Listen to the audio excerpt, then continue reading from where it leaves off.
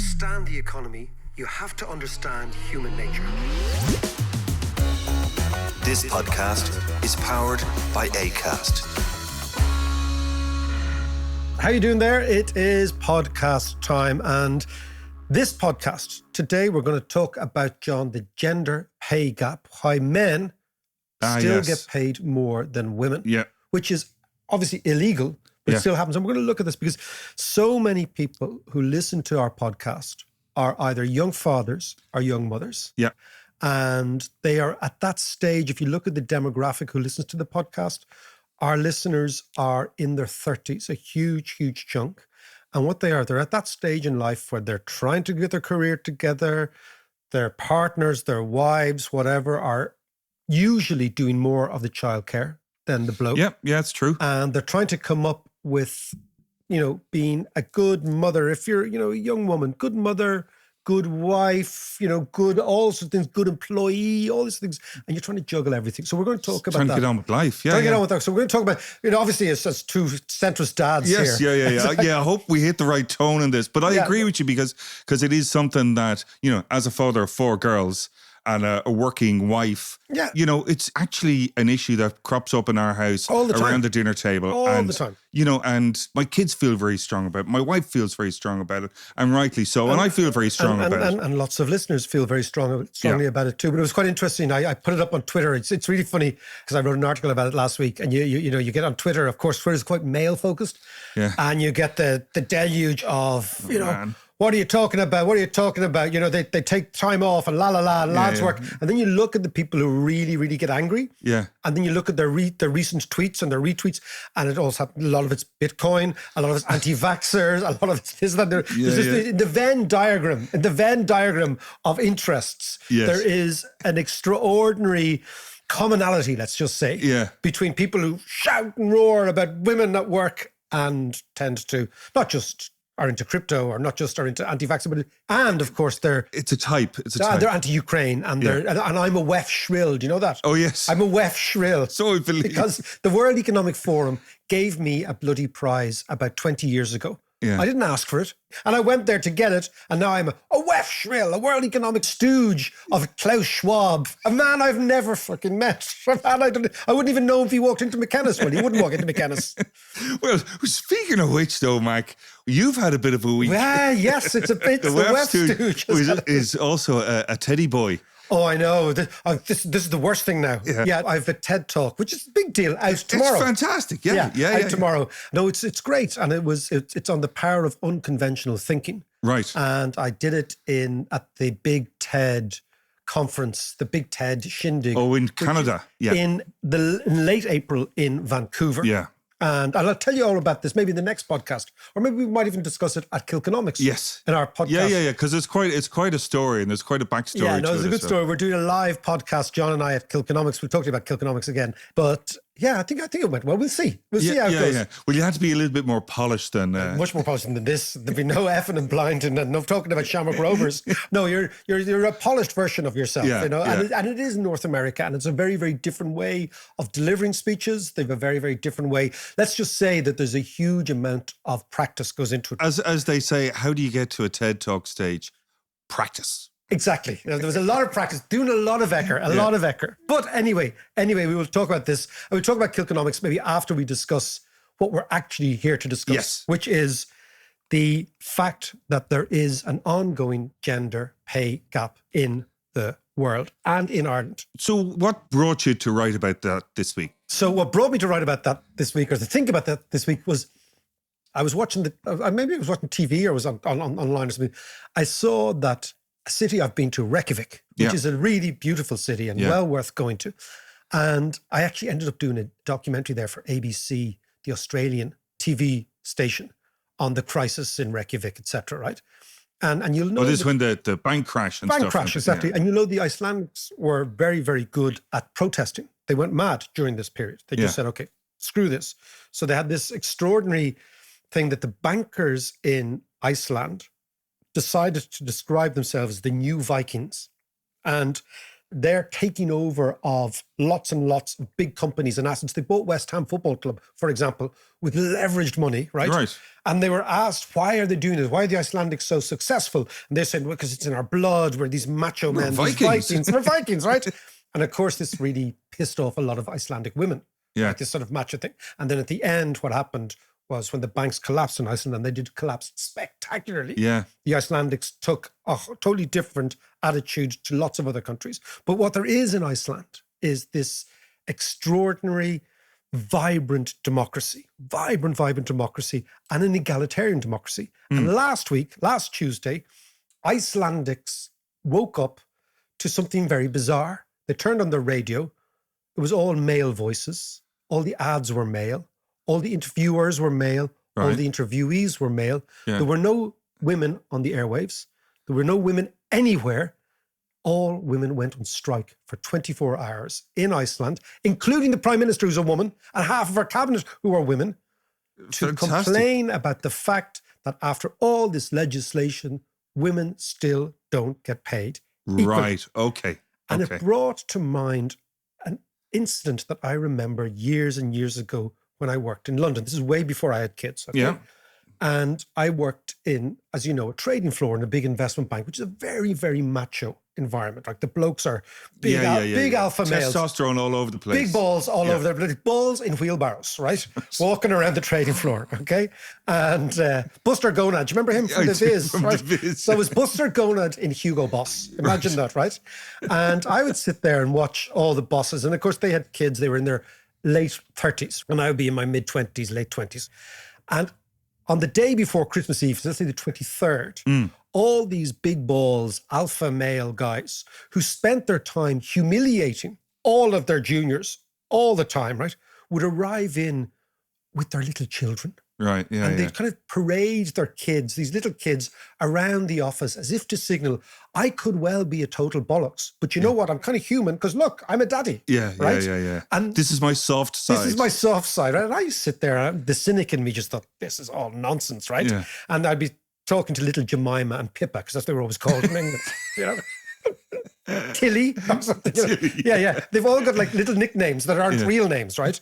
So what you notice is nicknames are the preserve of the working class and the upper class. Middle class don't have really nicknames, right? Okay, in the same, they don't tend to last long. like Macker. Yeah, I know. But that's because Go on. we're from the street, man. Yeah. The sort of, semi-detached street. Anyway, so the little Pippas and the Jemimas are in, and the dads are there. And I just thought, here are these fathers parading their kids. Grant, okay, I know what you're trying to do here. But interestingly, this is what struck me, is they're the corporate men. The corporate women, of which there were many, didn't bring their kids in, didn't show their kids off. So it was only the corporate dads who brought their kids in on the 22nd of December. The corporate mums never brought their kids in. Why? Because the corporate dads understood that bringing the kids in would signal a sign of strength. Of, I'm a whole human being. Look at me, I'm a dad, I can do this as well. The corporate, we're talking about the 90s. The corporate mums understood that bringing their kids in would be a sign of weakness. It would reiterate that they weren't quite as committed to the job as the corporate dads, because they might be the ones who'd have to be on call, which is a lot of this discussion is going to be about the on-call parenting. Yeah. And so the women never brought their kids in, and they never spoke about them. And the men spoke ad nauseum about their kids, but never saw them, because they couldn't see them because they were working with me 24/7. Do you think this was more kind of a corporate culture in the kind of the finance sector? Yeah, well, or I what? suppose like finance was quite macho. Yeah. I mean, this is the place that I didn't get the nickname Mick or Paddy. Even though I was the only Irish person I got the nickname Semtex. Right. Could you imagine? Oh, right, Semtex. So I was called Semtex all through the 90s. It was really shocking. Like by these East that's End pretty lads. bad. That's These East End pretty lads. Now, for them, it was a term of endearment. I was all right. Yeah. Right? But the Paddy was too generic and Mick was too generic and Irish was too generic. But one of the lads came up with, he's all right, Semtex. So, well, now it's Semtex, okay? An explosive character. Explosive character. But basically, he's just saying he's a Mick, okay? Yeah. He's one of them, right? Yeah. But you're right about the culture. The culture was quite macho, right? And it was very male. But my point is, the way in which children were regarded was quite different. So for the women who were in the corporate jobs doing well and on their way up, children were basically out of sight, out of mind, and they never spoke about them. Men who were on the way up took this almost like anointed day. It's almost like St. Patrick's Day for Irish Americans. You can be Irish that day. It was this anointed day that they would be the Uber father. And this kind of struck me as something that I would have hoped, John, this was the 90s, that has all changed. But the Icelandic women reinforced to me that hasn't changed so much. And what you see all around the Western world and still in Ireland is this gender pay gap. And the question then is why? Now, for economics, it's interesting that the Nobel Prize was given last week to a female economist called Claudia Golden for specifically research into this area. And the thing about the Nobel Prize these days in economics, it's not so much given to great discoveries and new discoveries, it's given to great ways of unearthing things we already know in terms of how did you go about it. And Golden went about it by this kind of exhaustive trawl of all the data. She described herself as the economist, as detective. Just before we talk about Golden there, just give us a little bit more on Iceland. What actually happened? Is the whole society closed down for 24 hours, right? So all you talk about media, right? All the media closed down, schools closed down, hospital closed down, all PR companies, sales, marketing. These are positions that are what you regard as feminized. They used to be just teaching and nursing, but now it's changed completely because, of course, women are in the workforce. Well, they're in every in every area. So basically, it was for Icelandic women to remind Icelandic men that, hold on a second, we're not getting paid as much as you, and we are as important as you. And we're going to show you that because the economy is going to, and the society is going to close down. Which is exactly what happened. But, you hear this all the time, that gender pay gap is some sort of woke issue. This is nothing to do with wokeism. This is about kind of human rights and civil rights. Well, it's about equality. And equality isn't about wokeism. Equality is exactly. It's what societies have to be based on. So what you see in Ireland, for example, the question is, there is still around a 12% pay gap, gender pay gap in Ireland, right? This is despite the fact that Irish women are now better educated than Irish men. So 56% of Irish women have a 56% of Irish women have a degree, right? That compares with 36% in the rest of the EU. So Irish women are much better educated, and they're better educated than men in Ireland. They have a higher proportion of degrees, but also now that women are doing much better in the Leaving Cert. So young girls do much better than Leaving Cert. So in a services economy, so Ireland was never an industrial economy. We went from being an agricultural economy to a services economy. And that was a huge jump. So in the agricultural economy, obviously women didn't work as farmers on the land to the same extent men did. But the service economy gives women the opportunity to work. The industrial economy, John, which most of Western Europe went through, was very, very much a male-dominated area. We didn't have that to the same degree. So now we're a services economy. That will tend to be very linked to higher levels of education. Irish women have higher levels of education, not only than Irish men, but they have higher levels of education, much higher than European women. And yet there is still this pay gap, which is that women are paid less per hour. Right? So it's not actually per hours worked, it's actually per hour. And it's illegal to do so. But even if you look at the evidence, it's amazing. The gender pay gap in Ireland is 11.3%, right, in general. But in the Department of the Taoiseach, which is actually the centre of government, the pay gap is 8.8%. So even working for Leo at the centre of government, there is this gap. And then when you look at multinationals, because it's now illegal not to report it. There's new legislation in Ireland, which means every company that employs over 250 people has to actually report this. And it's now going to be 150 this year and down to 50 next year. So it has to be reported, right? In the multinationals, which you would think that the pay gap would be actually better, it's actually worse. So JP Morgan in Ireland, the hourly gender pay gap in JP Morgan is 22.4%.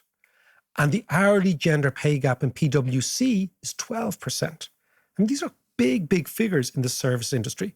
And then the question is, Why is this? Well, especially in that kind of pay bracket, I'm sure, that they pay in JP Morgan. It's a lot of bread. That percentage is enormous. But come here, tell me, why is it then that in sectors, particularly sectors that are dominated by women, like charity sector is a good example, in sectors like that, they still have, in senior management, it's still dominated by men. Why is that?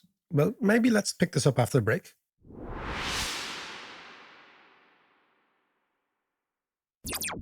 Okay, Mark, let's talk about what Claudia Golden found in her research, and she was the Nobel Prize winner for economics on this issue. Like, what did she find was the driving force behind the gender pay gap? So this is American, but it pertains to most countries. But Europe has a much better social protective system, right? So it's going to change a wee bit.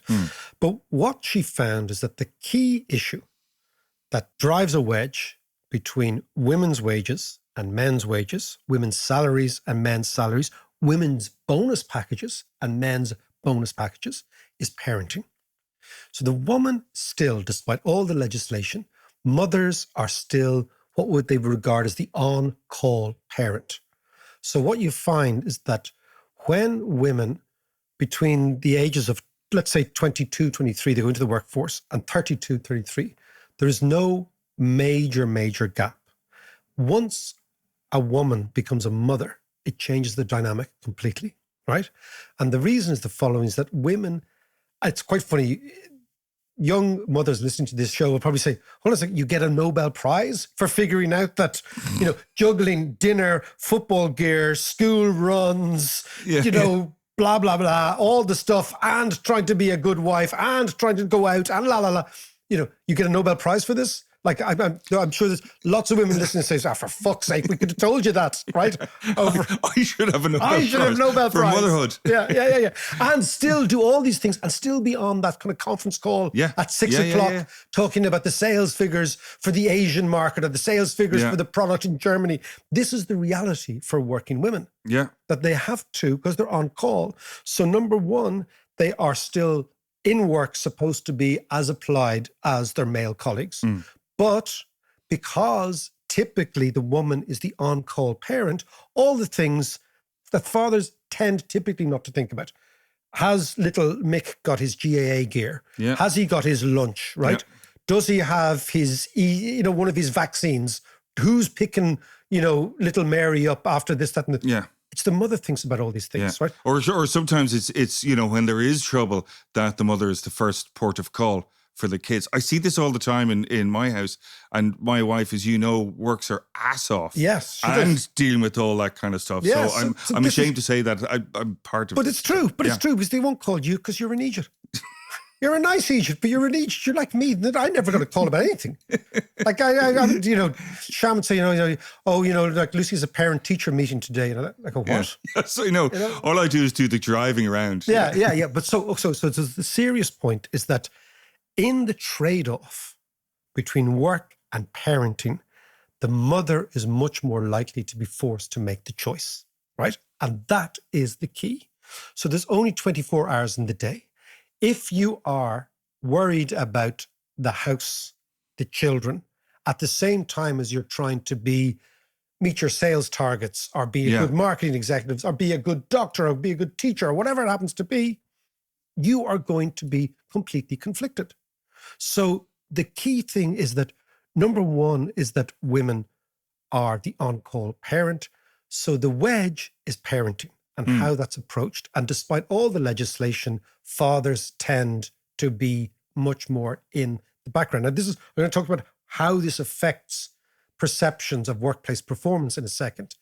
What Claudia Golden also said is that over many, many years, there's been a U-shaped curve for women's employment in the labour market. So go back to, let's say 1850. So in a country like Ireland in 1850 or 1840 or whatever, women and men worked almost the same amount. So if the woman wasn't working at the farm, she was working in the home, right? She was working in small-scale artisan work. She was a knitter. She was a weaver. She was doing all this sort of stuff. This is the economy, right? That was the economy of the pre-industrial age. So in the pre-industrial age, ironically, was much more egalitarian, right? Right, yeah. Women were earning as much as, or in many cases, not much less than men. Yeah. So they were part of the artisan pre-industrial economy, very much so. Mm-hmm. Then you get the industrial economy from about 1850 to about 1950. And what you find there is that women are completely shut out of the factory world. The factory world becomes very male, becomes very much a muscular job. Yeah. And women were told to go and look after the kids. And much of the agitation, interesting, towards higher wages was on the supposition that women wouldn't go to work. So fellas had to get better wages so they could keep the family going. So the 100-year period from about 1850 to 1950, women completely disappear from the workforce. Yeah. And the figures go from about 60% participation to less than 10%. So this is the world that we know of black and white TV, right? The world of the Avon lady. This is the world of the 1950s. You know, this is the world of, do you ever see Mad Men? Yes, Right? So this is the world where women are totally and utterly locked into being subservient because their economic power is taken away from them. Yeah. This is the mother's little helper, as Mick Jagger would sing about, which is women taking Prozac because they were going mad at home. Yeah. Right? Yeah. And actually, the one area that bucked the trend slightly was Hollywood, because the film editors were all female. They were all women and they were all brilliant.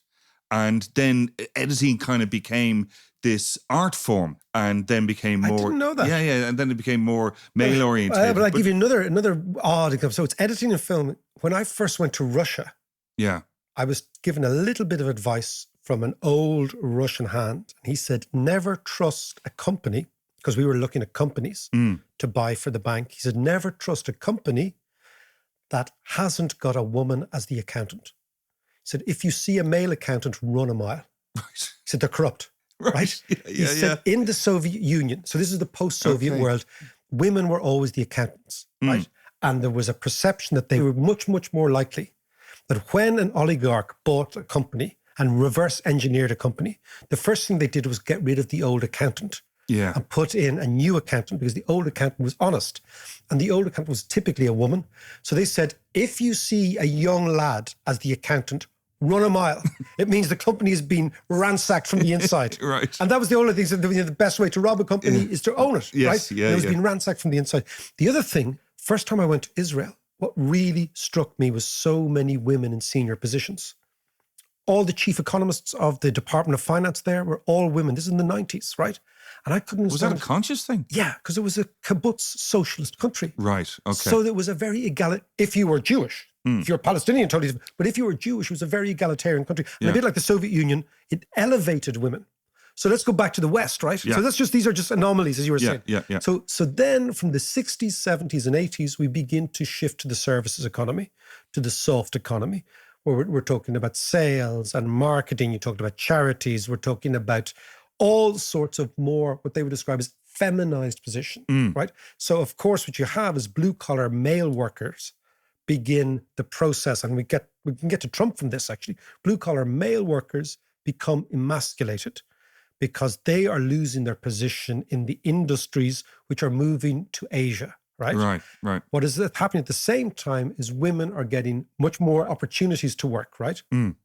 Second thing is contraception. The pill has an enormous impact on female participation. Yes, of course, yeah. Because women start taking the pill in the 60s, 70s. They start controlling their own fertility. You're having less kids. Once you're having less kids, you have more time available to go to work. The other great thing, John, is the impact on female emancipation of the dishwasher and the washing machine, right? Explain. So Ha-Joon Chang, one of the great economists who's come down to Kilkenomics a few times, makes the point that the single most transformational piece of technology for female emancipation in the Western world was the washing machine, the clothes washing machine. Yeah. Right? Yeah. Because women spent an inordinate amount of time washing clothes in the old days, right? And you see those things of old days, like women in the washboard and in the Aran Islands, right?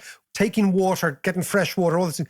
The washing machine profoundly and dramatically cut the amount of hours needed to wash clothes. And this, according to Chang, more than any other technology, liberated women. So you take the washing machine and the pill. The washing machine and the pill liberate women from the two biggest burdens, which are chores in the house and the amount of kids you have. Yeah. Right? Okay, yeah. These kick in the 60s and 70s, and what you see is a massive increase in female participation, so that by now we have about 60-65% participation of women and men in the workforce. So this is the other side of the U. This is the U curve. So basically you start in 1850 up here with 60%, you go down to 1920, 1930 with 10%, then in the 50s you start going up again, and you're now back at 60%. So that is the new world, right? Yeah. But women still have this dilemma. Despite contraception, despite being liberated from the kitchen, despite having smaller families, they're still the on-call parent. Yeah. And how this, of course, impacts is perceptions of women's attitudes to work, which are completely wrong, but they're deeply patriarchal. And here's the idea, which is mothers take maternity leave. Yeah. Right now, of course, there is paternity leave now, and in Sweden, it's enforced and you have to take it, which would be great.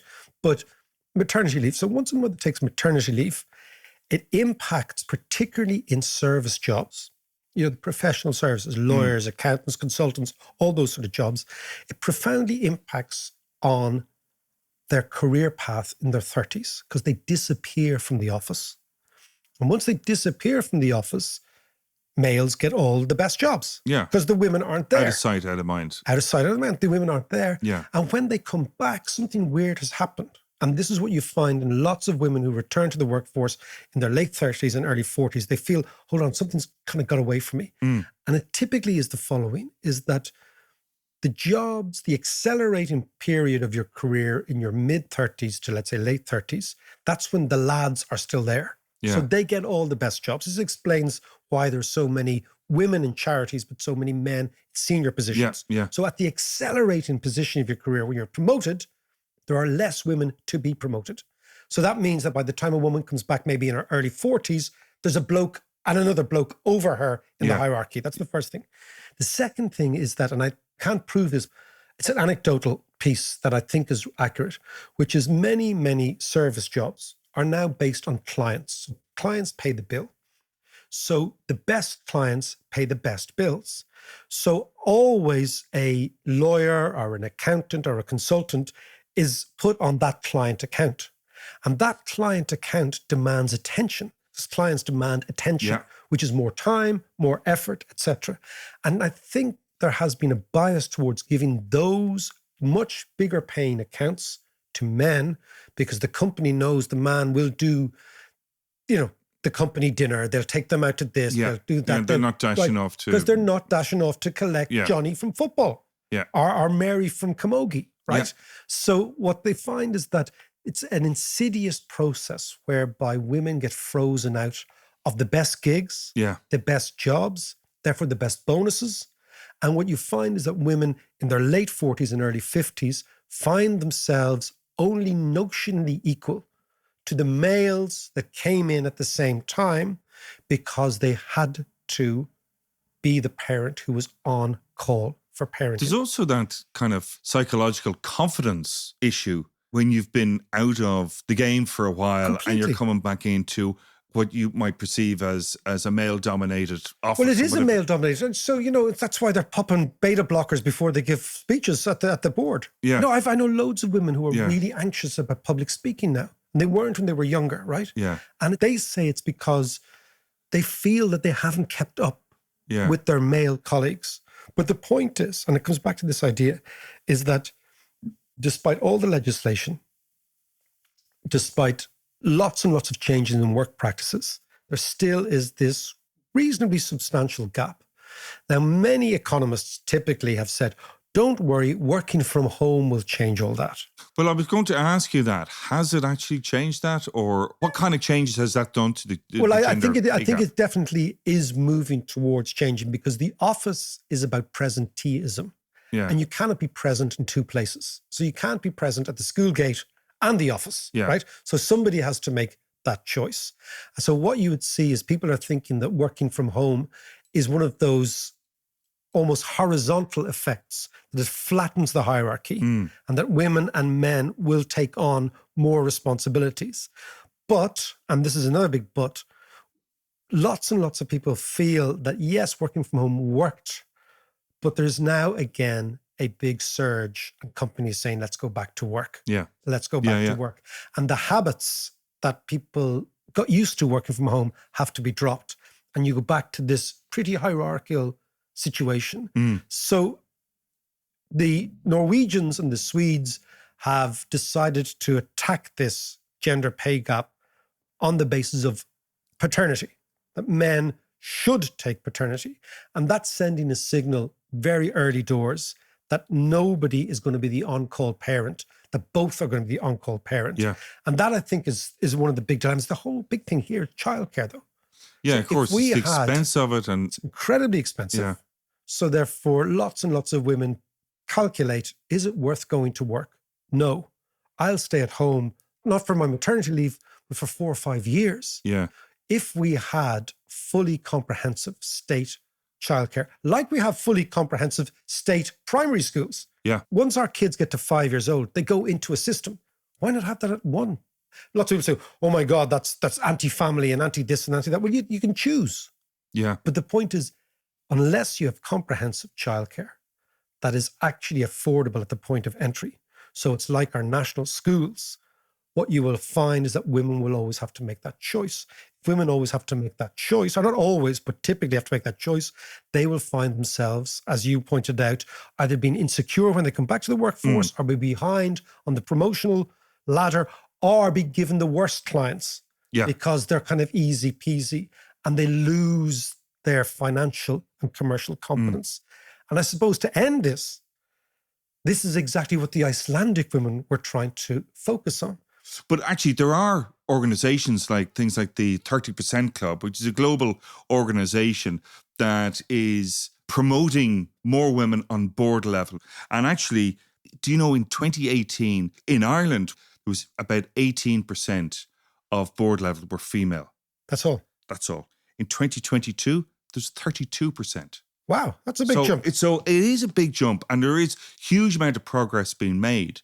But it is women like the Icelanders who are who have to go out on strike. Yeah, on protest. And maybe that's the next big strike in Ireland. Will be the sisters down in tools. Talk to you on Thursday.